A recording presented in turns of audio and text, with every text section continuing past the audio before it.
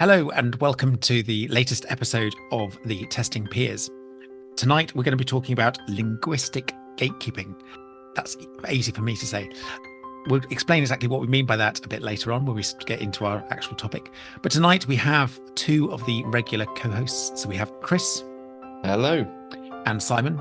I guess I'm semi-regular now, but hello. True. And then we have Sam. Hi, everyone. Nice to be here again. And I'm David. We'd like to thank our sponsors, as always. Saffron QA continue to sponsor our podcast, and they are also here to support the testing community.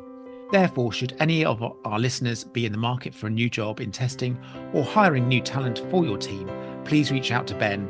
He can be contacted via email at ben@saffronqa.co.uk. As is normal, we have banter, and as is semi-normal, we go to Chris. There's very little that's normal. We'll call it just sort of expected. Almost disappointing like you do. Okay. I was talking with my eldest this week about I told you so. He did something, didn't he? He got in trouble. And of course, Mum and Dad had already told him so, but he had to learn that lesson because he had to go and try that thing all for himself in order to find out. Because we all think we're smarter than our parents when they tell us that we can't and we shouldn't do those sorts of things. I was wondering if you've ever had an I told you so moment, either with a child or maybe you when you were a child, or maybe even a grown up. Looking at you, Simon. Is there anything you can think of as like you were warned against doing it, but you did it anyway, and there was a bit of an I told you so moment? Every single day. It didn't happen to me, but it happened to my sister. We went to my grandparents and they had an oil burner in the bathroom, which was leaking hot oil, and she was told not to touch it. And she did touch it and got oil down her forearm, and it burnt her really badly. But yeah, she learned not to touch hot things again. I can't think of anything that's happened to me, but I might come back with that. I can think of a few. I mean, I think my wife must say that to me every day when she says you shouldn't have done that. I told you so. But the example that sticks in my mind was from when I was about 6 or 7, and I was at Clacton Beach in the UK, and my grandparents were with me, and I was bouncing a plastic ball on the sort of promenade along the front, big drop onto the beach, and I was bouncing it, and they're going, "Don't keep bouncing it. The wind's going to take it. It's going to go into the sea." And I was like, it's fine. Just kept bouncing it. And obviously the wind took it. And it took it at a point where we were midway between both sets of steps at either end of the promenade. So I was like, well, where do I run to? So I spent 5 minutes panicking about whether I'm going to shuttle left or shuttle right to go and get it. And by the time I got it, it was in the sea. I had to run into the sea, take my trousers off to run in or whatever I did at the time to get into the sea. And I was a complete sopping mess by the time I got the ball back. It wasn't worth it keeping it. It was a cheapy plastic ball, but like when you're 6 or 7, it was meant the world to me at that point. So yeah, my grandparents told me so.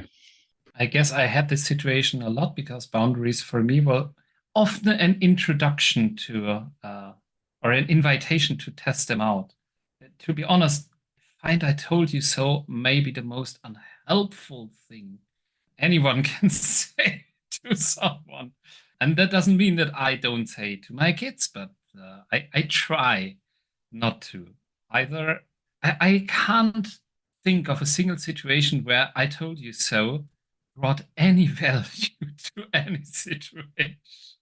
There's a lot of exasperation as a parent when those things happen. The example I have is one where I had been told repeatedly not to walk along a wobbly wall in our garden.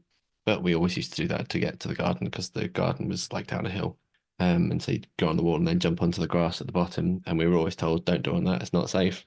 And I managed to prove my parents correct with their assertion as the wall fell with me down onto the ground, shattered.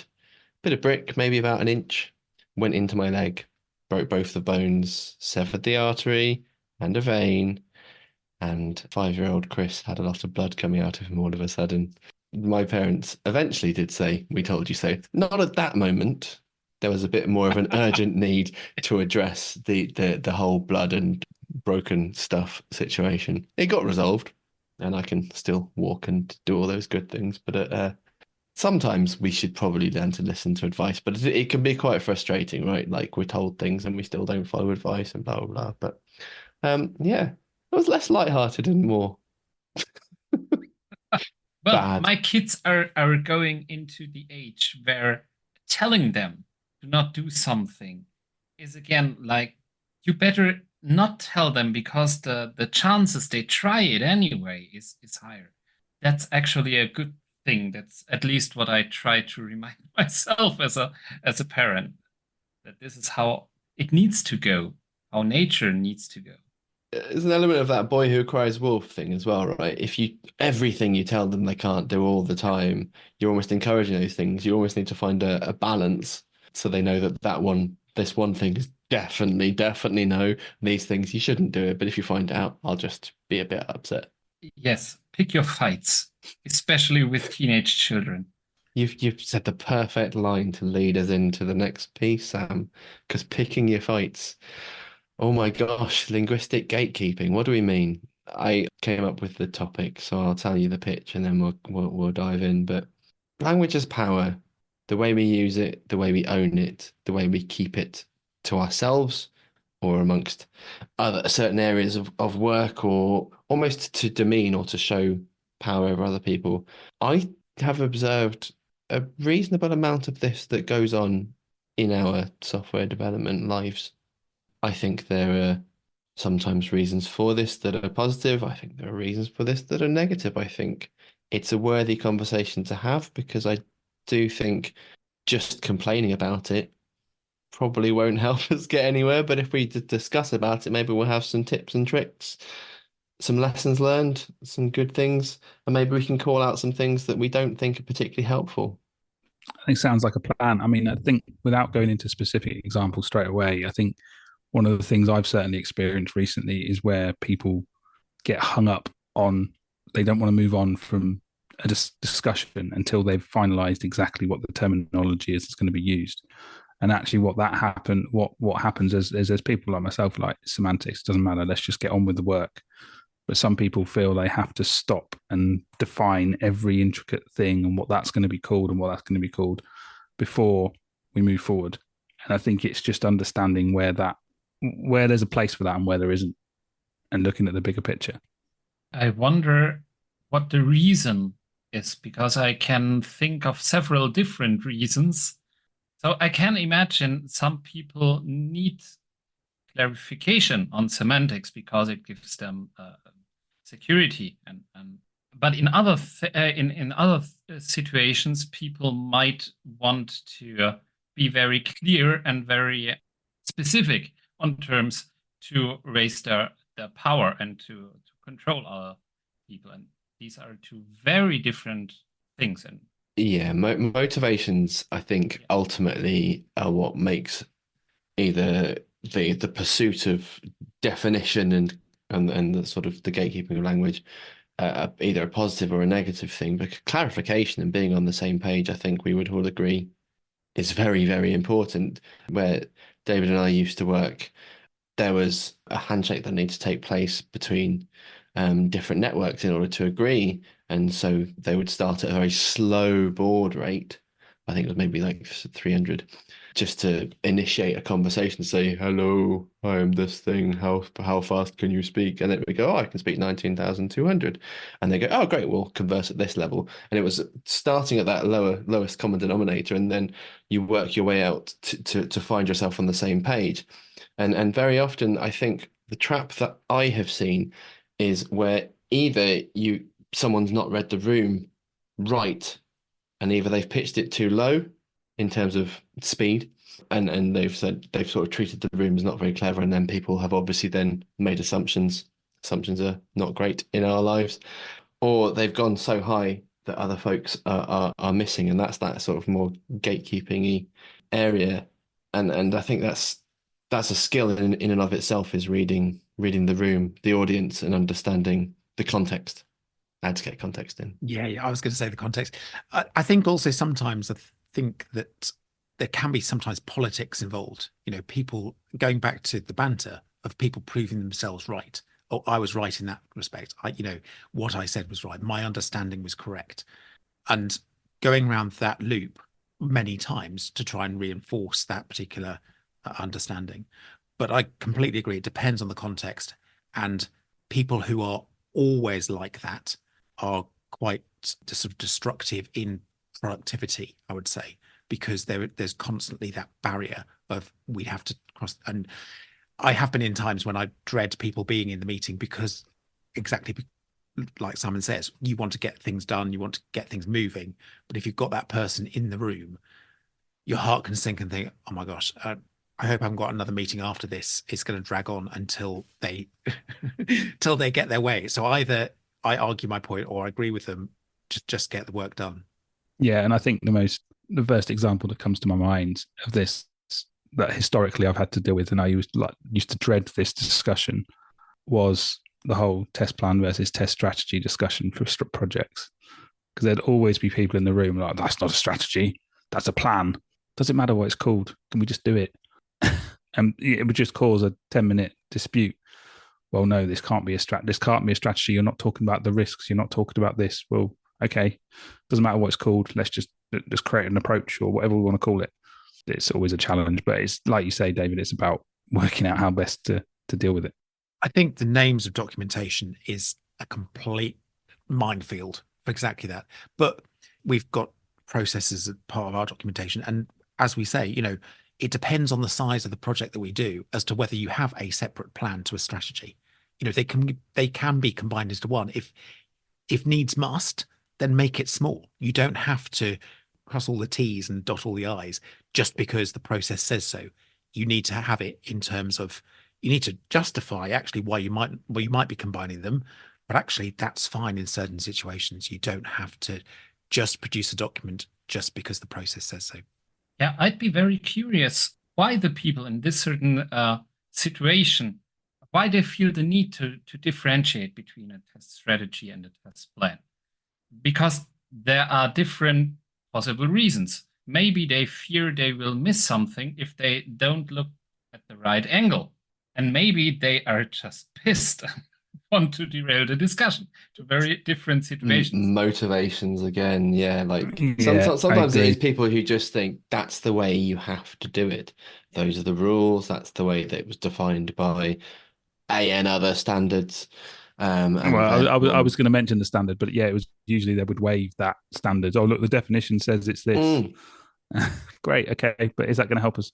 That can happen, and also we can be anchored by experience or by what someone that we've maybe revered as an expert has told us.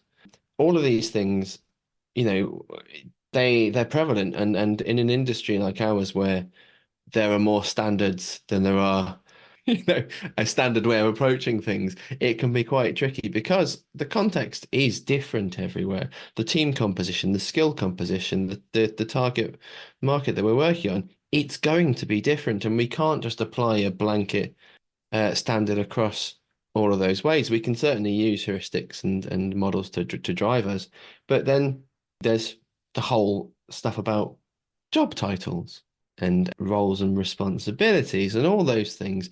You could have two people who have the exact same job title who do a completely different job in two different organizations.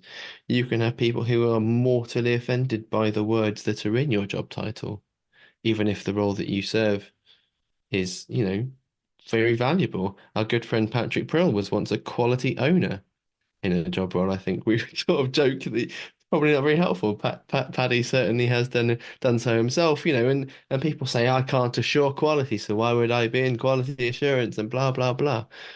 But there's normally a reason. Normally. Yeah, I find it interesting your example. I can't assure quality, so I can't be quality assurance. For me, that communicates a need or a goal of the person who complains, which is I don't want to be responsible alone for the whole process. And that's a valid goal. And so if we come to semantics and to like linguistic gatekeeping, my first thing would always be trying to find out the goal that person has with their approach, because usually we have goals, and maybe it's just I don't want to be responsible, or I want to stick to standards because they give me some confidence, and bad things happened last time I didn't follow the process. It's very, very true. It's again, it's all of that cognitive biases and anchoring. There's always a reason for something, even if that reason was I read it somewhere that's how we're supposed to do it. It might be a case of it's the way that that person in particular has always done it, and actually they Yeah. just can't get past that someone would do it differently. And there's fear, isn't there, sometimes to Absolutely. change things. There's rigidity, there's politics, as you've mentioned already. There's a lot that goes into these things. And even, let's not forget, and even, I don't like you, I want you out of this room, and Yeah. therefore Oh, I behave using things like. to cut people out, my friend. It's I think we've used examples of going, oh, this is probably going to get a bit technical now, so you might not want to. Yeah, that was it. Yeah, any technical discussion, testers don't need to be in the room. Sorry, we're going to talk technical. Right. Okay. We've given a few fleeting examples of where we've seen sort of some problems areas. We've sort of given some fluffy explanations as to where maybe why they are these situations. But do we have any sort of examples or stories of things where maybe we've come across these things and how maybe we've tackled them either successfully or unsuccessfully? Have we got anything, pearls of wisdom, some lessons learned, some war wounds that have come off the back of any of these things that maybe can actually help our listeners, and we'll have a bit of a practical application that we can maybe suggest a heuristic in terms of tackling linguistic gatekeeping? I'm in the situation that I am very experienced in some topics and very, very novice in other topics. For example, testing and all your test strategy and test plans. That's something I know so little about, to be honest, that I can't have a useful conversation about it. So there might be situations where I just can't follow. And if we're not in a hostile environment, my strategy is if I'm not clear, then I ask specifically because I'm talking to experts, and experts usually forget that the things they are building upon took them 20 years of experience to be easy. So they are not even aware they use words, they use contexts that other people who don't have the same experience level don't understand. So I try to ask and make it easy for the other people to see, yeah, okay, Sam is not very experienced in that area in a non-hostile environment. In a hostile environment, I will absolutely not do this because it makes me vulnerable. It's certainly also a good, I would suggest, modeling of humility. And sometimes we're asking those questions for the benefit of other people as well. But I think clarification, I mean, we're taught to ask questions, why, and to funnel and to dig a bit deeper. I don't think there's any harm in getting clarification on those things. You're right, Sam, that there are there are hostile environments where that won't be well received, but that's a whole different level of sort of toxic culture that we probably don't need to deal with right now. But yeah, asking questions, clarifying these things, it's super important. I would, if I had the opportunity to find out why they're using language along those lines today versus other things. I get asked often in consulting, what's the industry standard with certain language and references? And it's difficult because it is different depending on what you've decided the standard you want to do. The term best practice can be quite a dangerous bit of language to use, and people will have different alternatives that they will use because best practice can be inferred as that's what I have to do in order to do the job correctly or the best. And that often isn't context specific, is it? Uncovering context is quite tricky, especially when it comes to decisions, possibly legacy decisions that folks that you're working with now don't even know why it is. Yeah, it's tough. David. I was going to say that you reminded me about working for a consultancy and having clients is that often the terminology can be different between ourselves and the client. And so therefore making sure that the understanding of what they're going to get delivered is what we are actually going to deliver them, because otherwise that can cause all sorts of problems. I'd also like to go back to Sam's point in that as I've become more experienced, is asking questions is so important to confirm understanding. And I do completely agree about the sort of hostility and knowing when to keep quiet, but also knowing when to go, I don't understand that, because we are all learning, even if you're more experienced, there will be times when you haven't got the foggiest what's going on. But experience gives me the confidence of going, I don't understand that. Can you explain that a bit further? What's that acronym? I've come from a different place. I understand it as this. What do you mean by that? And that is so important because, again, as Sam said, I'm asking the questions that lots of other people may well be asking silently in their own head and not have the confidence in order to actually ask. Yeah, you're definitely right. It has to be about challenging the gatekeeping from that perspective and looking at why they're using that term or why they're making half the room feel uncomfortable because they're standing against what they're trying to do. And I've certainly been in situations where you mentioned acronyms, where someone will deliberately speak in acronyms from the context that they're in because they know it's going to confuse people because they want to look as if they're the big I am that has all the knowledge. And you are effectively gatekeeping that audience from being part of that conversation. So then you step in as the one that's not afraid to ask the question and go, what does that mean? What does that mean? Can you explain what these acronyms are? And then it's that whole, oh, sorry, I didn't realize you didn't know the acronyms. Well, no, I don't. I'm new. Can you please share? And just be the difficult person, as uncomfortable as that could be sometimes, to try and bring the room round. And then afterwards, in that situation, I got the three or four people from the room going, thanks for asking the question. I was sitting there wondering what the hell he was talking about.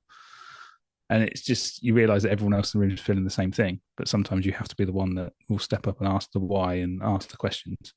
And it has to be the first step, is to challenge it, to ask the question. Do you know, there's also sometimes language that we've used for a long time and haven't seen the context of how that language itself can be dangerous or harmful or not inclusive as well. We've seen conversations in the not too distant future where people are saying, don't say hey guys to a room because we're not speaking to just guys, because that would be seen as mostly a male sort of dominant room. There's stuff about grooming, which is where my Freudian slip just fell there. We changed to refinement. There's reasons where words can actually have negative connotations for folks before you even start diving into it. And I don't know if you it's true also, like maybe if people with very strong language can sometimes put folks off to the point where they don't want to listen to the message or the conversation, that you lose respect for people because of the way they may be not respectful in the way that they're approaching their language, their use of language with those things. I wholeheartedly apologize to folks like Sam who've got names that I would find naturally difficult to pronounce, like their last name. Is it Nietzsche? Yes, it's Oh, but do you know, it can be quite hard to do something that we don't understand. And again, humility is to come in and say, well, how would I say that name? What do you call these sorts of things? I noticed you grimace when I refer to something. Is there something wrong? Was there another way that you would refer to those things? If we're going to try and model a more inclusive way of doing things, we've got to accept that we're probably not going to get things right first time very often. No matter how hard we try, there will be things that we say, things that we do, and it's being open and inviting to feedback that can quite often be quite a powerful goal that we can use. I worked, in electronics. There was a master and a slave. Well, obviously that's got some negative connotations that we don't really want to be using going forwards. And you can sort of see these things. The same with branching strategies and naming of things. It is interesting, and I guess sort of being empathetic, being aware of your surroundings is something, maybe a superpower that we can have or learn or be more aware of.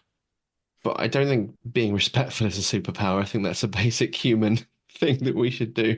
No, but it comes down to that self-awareness thing, doesn't it? And being aware of your room, as you mentioned earlier.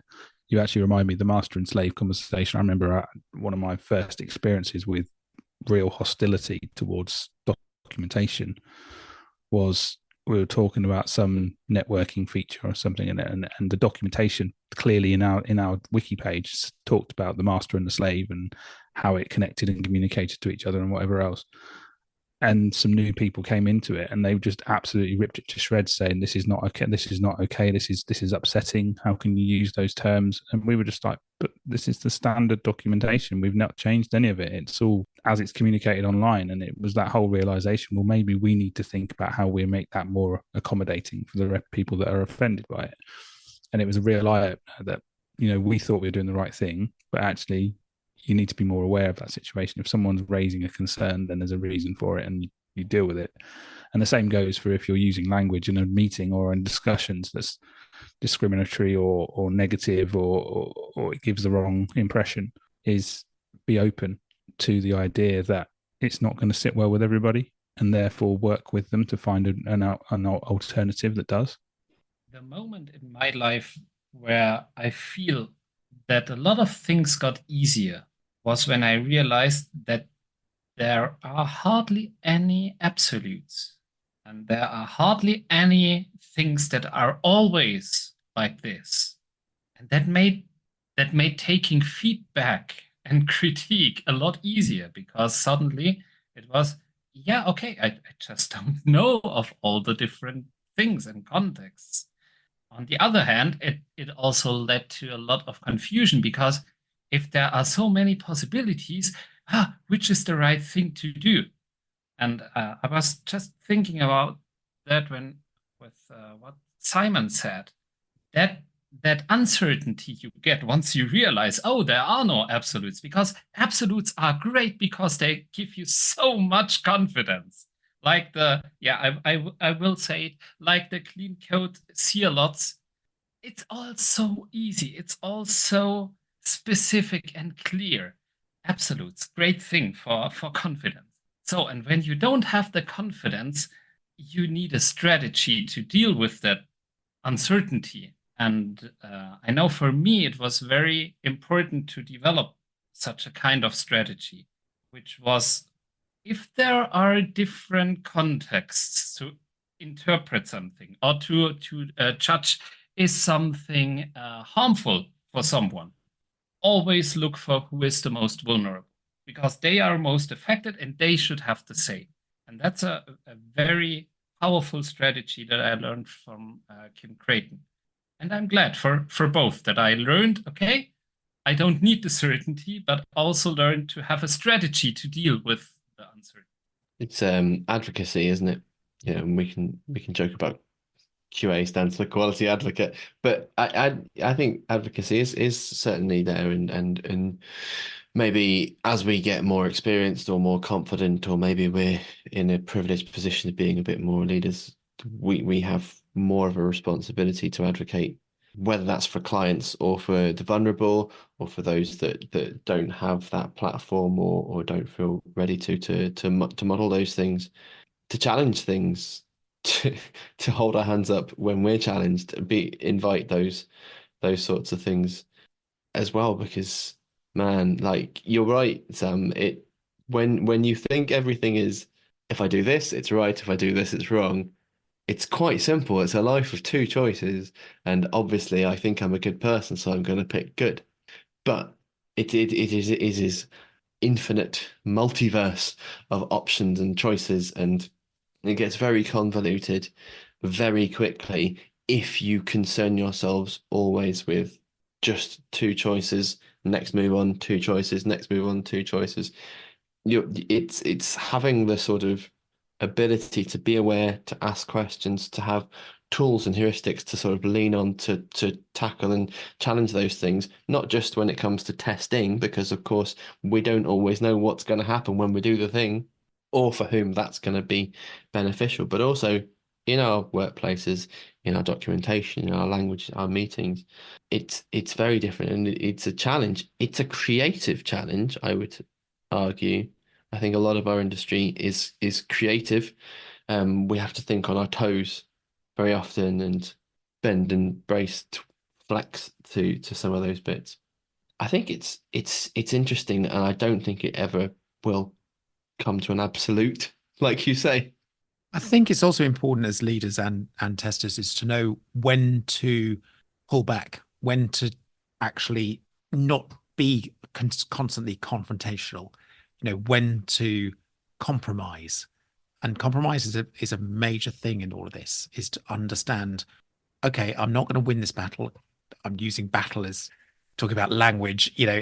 Sometimes there is conflict. Sometimes there is people, or there are people who are more assertive than others, and actually just let them get on with their discussion, and we can just then pull off and pull back.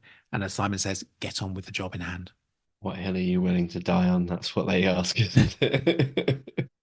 Well, and I think if you always want to have an area to go and test these boundaries out, I mean, LinkedIn's full of people that have differing views on semantics, so you can get involved in discussions there, and that may help you to challenge the workplace. I think, we can always get hung up on, as we mentioned earlier, job titles, what the team's called. Someone goes into a new context and the team's called quality engineering rather than QA. Suddenly that gets them confused, or people start going, it's not QA around here, it's QE. I've heard that a few times in different places where and it all comes back to having the empathy, having self-awareness, and being prepared to ask the questions. And if you can do those three things, you can try and settle down the conflict in some form when it comes to language. And if you want to protect yourself, and I recommend everyone who engages publicly on the internet to protect themselves, learn to differentiate between people who discuss to learn and people who discuss just to run over you again and again. Because the latter, just don't discuss with them. There is no point. So, yeah. And I think on that's probably a really good point to stop. So thank you all for the discussion. Thank you again to Saffron QA for continuing to sponsor us. Thank you everyone for listening. You can find us contact us at testingpeers.com or on most of the socials, most likely to get a response from us on LinkedIn. So search for Testing Peers. And if you've not seen or heard the news, we have just announced recently that PeersCon 25 will be happening. Check out testingpeerscon.com for all information about tickets and when we will announce the call for collaboration, but it will be at the same venue in Nottingham next year on the 13th of March. So we look forward to seeing you then. Thank you very much for having me, and hope to see you again. For now, it's goodbye from the Testing Peers. Goodbye.